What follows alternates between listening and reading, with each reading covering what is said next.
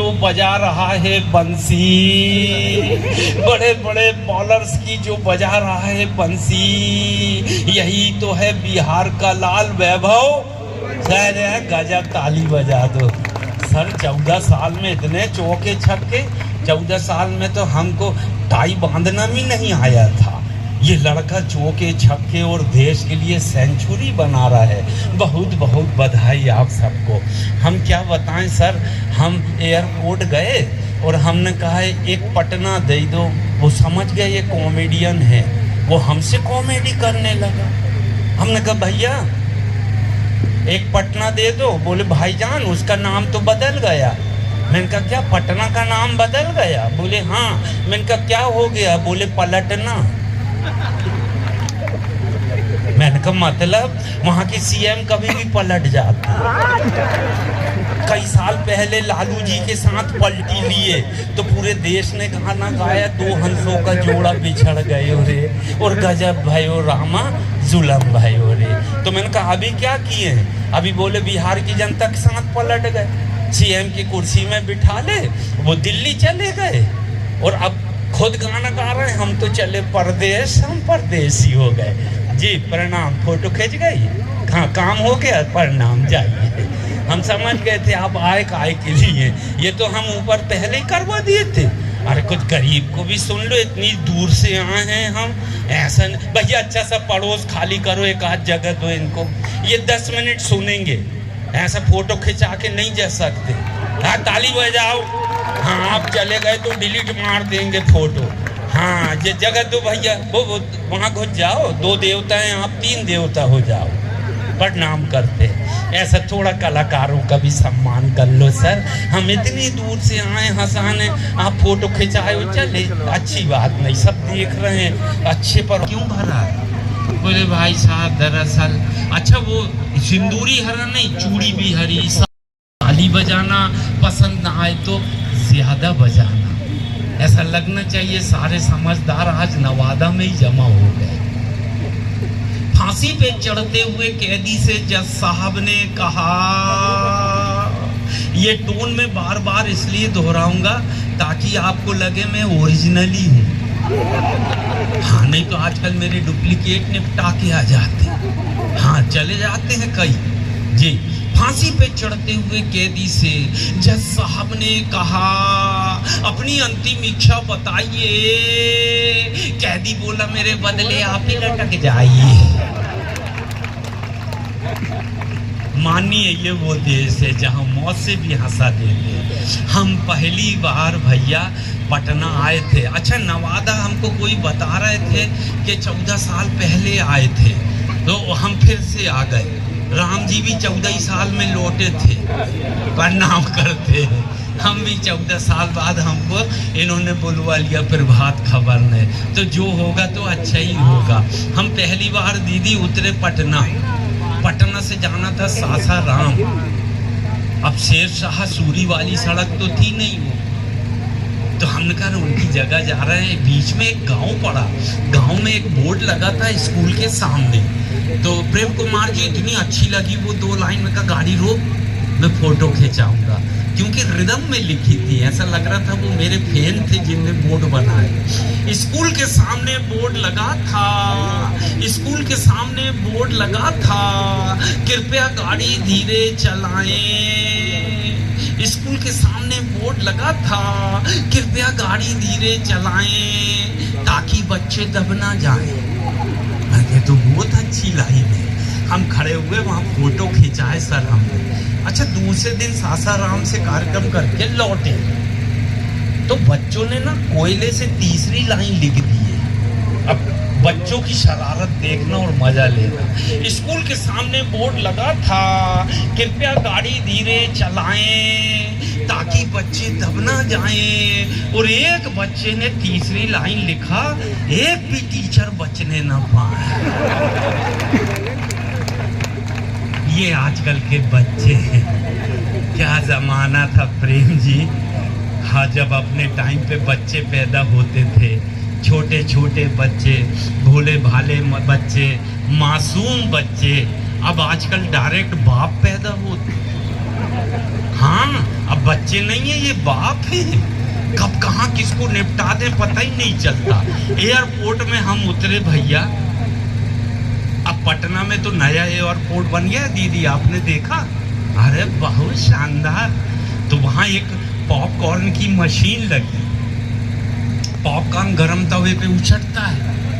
तो वहाँ 8-10 बच्चे वही रिदम में नाच रहे थे, वो फटाफट फूट रहा था, बच्चे भी फूट रहे थे।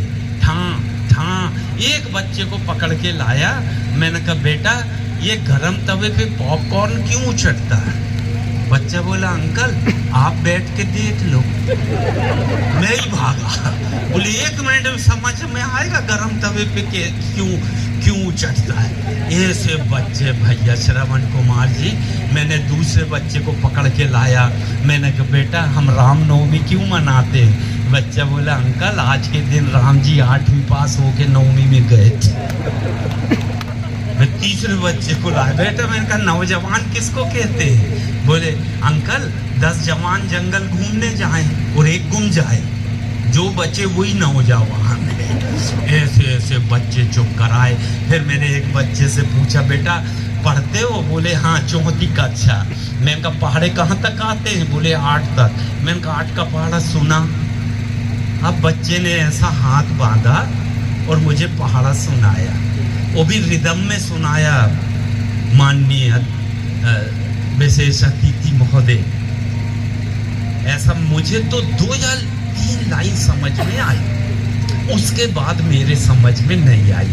हो सकता है आपके समझ में आ जाए। उसने रिदम से सुनाया श्रवण कुमार, आटे कमाट 8 दूनी 16, 8 तिया 24, 8 चौके यैया, 8 पंचे यैया, 8 छक्के यैया, 8 80। मैंने कहा चुप, ये किस टाइप का पहाड़ा है? 8 तिया 24 तक तो ठीक ठीक आया, ये यैया ये क्या है? बोले सर पहाड़े के बोल भूल गया, धुन पूरी याद है। उसने धुन सुना दिया, बाद में पता चला वो कव्वाल का बेटा था। हाँ, उसके पापा वो घर में ढोलक मजीरे में कव्वाली की प्रैक्टिस करते, ये स्कूल का अध्ययन करता है। भैया बच्चे तो बड़े कमाल के बच्चे, मैं प्रणाम करता हूँ आप सबको। ये तो छोटी छोटी सी हंसाने की फुलझड़ियाँ चलेंगी। मैं दिल की एक बात प्रेम कुमार जी शेयर करना चाहता हूँ। आज से 20 साल पहले मेरा शो आया था the great Indian laughter challenge. पूरे देश ने देखा। जिन बच्चों ने देखा था मुझे छोटे छोटे, वो जवान हो गए, और जिन जवान बच्चों ने देखा वो बुजुर्ग हो गए, और जिन बुजुर्गों ने देखा था भगवान उनकी आत्मा को शांति प्रदान करे। 3 पीढ़ियों का आशीर्वाद लेके आपके सामने हूँ। लेकिन एक बात कहना चाहता हूँ कि बिहार वालों ने मेरे टोन को इतना प्यार किया, भर भर के एसएमएस, और आप सबके एसएमएस के कारण मेरी टीआरपी 24 देशों तक गई। इस मौके पर मैं आप सबका शुक्रिया अदा करता हूं। मैंने आपके आशीर्वाद से 24 देशों की यात्रा की। इस मौके पर मैं आपका धन्यवाद, थैंक यू वेरी मच, शुक्रिया अदा करता हूं। प्रेम कुमार जी, सबसे पहले मैं गया अमेरिका, अफ्रीका, न्यूजीलैंड, बैंकॉक, पटाया, Dubai, Sharjah, Germany, Japan, China. देश खत्म नहीं हो रहे, मेरे 5 पासपोर्ट खत्म हो गए। मगर मैं दिल की एक बात शेयर करना चाहता हूँ, इन पूरे 24 देशों में भारत जैसा एक भी देश नजर नहीं आया। इस देश को प्रणाम करता हूँ, इस माटी को सलाम करता हूँ। दुनिया का सबसे पवित्र, संस्कारित देश और महान देश। और महान क्यों है, मैं 4 लाइन पढ़ता हूँ। यहाँ चेहरे नहीं इंसान पढ़े जाते हैं, यहाँ चेहरे नहीं इंसान पढ़े जाते हैं, मजहब नहीं ईमान पढ़े जाते हैं। और ये देश इसलिए महान है दोस्तों, यहाँ एक साथ गीता और कुरान पढ़े जाते हैं। यहाँ एक साथ गीता और कुरान पढ़े जाते हैं। आप सबने देश का सम्मान किया, मैं आपका सम्मान करता हूँ। बहुत अच्छे से आप सब सुन रहे हैं। पत्रकार मुझसे सवाल करते हैं कि भैया ये टोन कहाँ से आया, ये स्टाइल, ये हिंदुस्तान में तो कभी हमने ये टोन सुना नहीं। तो मैंने उनको बताया, प्रेम कुमार जी, जब मैं 6 साल का था, मेरे दादाजी मुझे बुलाए और बोले बेटा यहाँ बैठ, मैं तुझको एक हुनर देता हूँ जिसमें आउट गोइंग कुछ भी नहीं है, ओनली इनकमिंग है। मैंने कहा ऐसा धंधा सिखाओ भैया जिससे सिर्फ अर्निंग है, लागत बिल्कुल नहीं है। तो बोले देख मैं जैसा बोल रहा हूँ तू भी वैसा बोलना। मैंने कहा चल बोलता हूँ दादा। दादा ने पहली लाइन बोली, इतना मीठा बोलिए। मैंने कहा दादा इतना लंबा बोलना पड़ेगा? बोले बेटा जितना लंबा बोलेगा उतना ही लंबा लिफाफा मिलेगा। मैंने कहा फिर तो बोलो दादा, आप सिखाओ। इतना मीठा बोलिए, जम के झगड़ा हुए, पर उससे कभी ना बोलिए जो आपसे तगड़ा हुए। तो जितने तगड़े हैं आपके बाजू में बैठे इनको हम प्रणाम करते, दूरी बनाए रखना। अच्छा माननीय प्रेम कुमार जी, मुझे दादा बोले बेटा डायरी के पहले पेज में लिख, जीवन में 2 लोगों से पंगा मत लेना। आ जाइए सर, जोड़े से आ रहे हैं, भगवान आपका जोड़ा सलामत रखे। पहली बार नवादा में हम पुरुष का जोड़ा देख रहे हैं, मगर ये अच्छे संस्कार नहीं है। ऐसे में महिलाएं कुंवारी रह जाएंगी, तुम आपस में काम कर लोगे। नहीं ऐसा नहीं, या तो फिर समय से आ जाओ और या तो फिर पीछे से आओ। सामने से आओगे तो कुछ ना कुछ टिप्पणी करना पड़ेगा। प्रणाम करते हैं। वैसे भी जो लेट आता है मालूम पड़ जाता है मुख्य अतिथि कौन है, तो आप विशेष अतिथि हैं। माननीय प्रेम कुमार जी से गलती हो गई, हम लोग जल्दी आ गए थे, हमको भी लेट ही आना था जो आपके साथ साथ। प्रणाम करते मैं कहाँ था याद दिलाते जाना। दादाजी बोल रहे थे बेटा 2 लोगों से पंगा मत लेना। मैं कहा दादा कौन कौन? बोले एक तो भगवान जी और दूसरे डॉक्टर। मैं कहा क्यों दादा?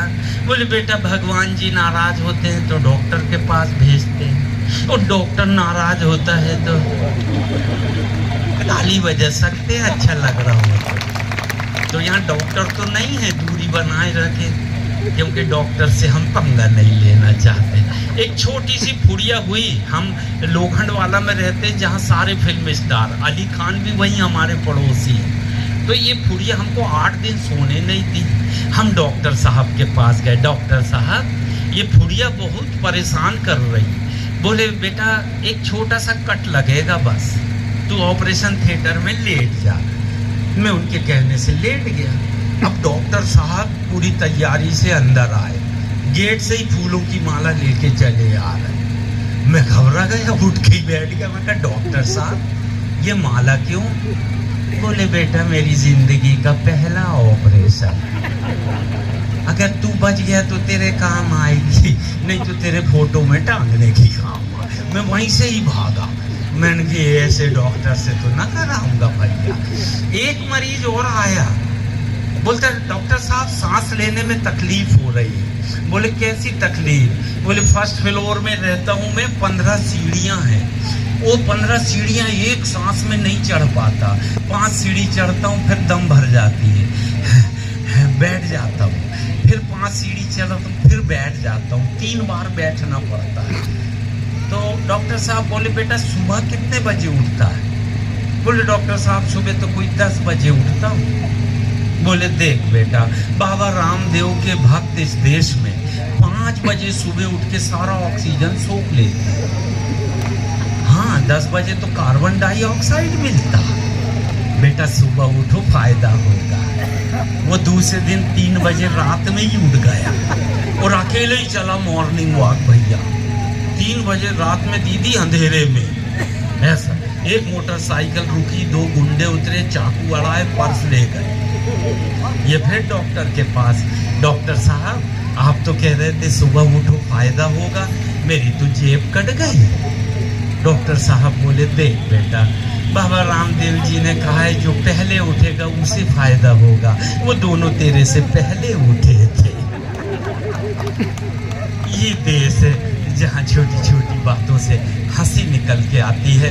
मैं महिलाओं को विशेष धन्यवाद करना चाहता हूँ, मुबारकबाद देना चाहता हूँ और मैं महिलाओं का बड़ा सम्मान करता हूँ। भैया जाओ अब बच्चों को भेज देना। कुछ लोग किस्तों में सुनते हैं, पहले खुद आ जाते हैं फिर बाद में जाते हैं बच्चों को भेज देते हैं, प्रणाम करते हैं। वाह जी। अच्छा इधर जवान गया बुजुर्ग हो के आ गया, इधर मशीन लगी है क्या? हैं बच्चे जाते हैं बड़े हो के आ जाते। वो देखो इधर दो गए थे अकेला हो के आ गया, ये सारा माल यहीं खर्च कर दिया। मेरे कार्यक्रम में ये बीच बीच में आते जाते रहना बेटा, मैं कविता छोड़ के फिर श्रद्धांजलि पढ़ना शुरू कर दूँगा। हाँ ज़्यादा नहीं हूँ मैं, आधा घंटे हूँ, मगर बहुत बहुत धन्यवाद सर, आपने मेरा निवेदन स्वीकार किए। मैंने कहा था कि 15 मिनट देना, आपने बराबर ईमानदारी से दिए। आप कभी भी जा सकते हैं, आपके लिए बिल्कुल जगह बराबर ईमानदारी से दिए। आप कभी भी जा सकते हैं, आपके लिए बिल्कुल जगह खाली है। बेटा मैं अंतिम लाइन सुनाता हूँ सर को देशभक्ति की, फिर आप सर को क्योंकि यात्रा भी करना है लंबी पटना तक की जान। वैसे गया के रहने वाले हैं सर आप, वो गया से ही जीतते हैं। हम क्या बताएं, हमको बड़ा कटु अनुभव हुआ बिहार में। एक बार, कितने बार? अच्छा बधाई हो। जब तो विधानसभा अध्यक्ष बने हैं, मालिक करे आप सीएम भी बने, इतने सीनियर हैं आप, प्रणाम करते हैं। वो बिहार का कल्याण करें आप। ऐसी फ्लाइट चली भैया,